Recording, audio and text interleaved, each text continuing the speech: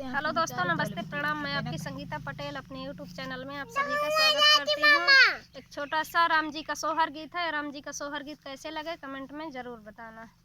मोरा जला में जाना के पूरे हो ये अयोध्या मोरा सासुर अयोध्या मोरा सासुर हो।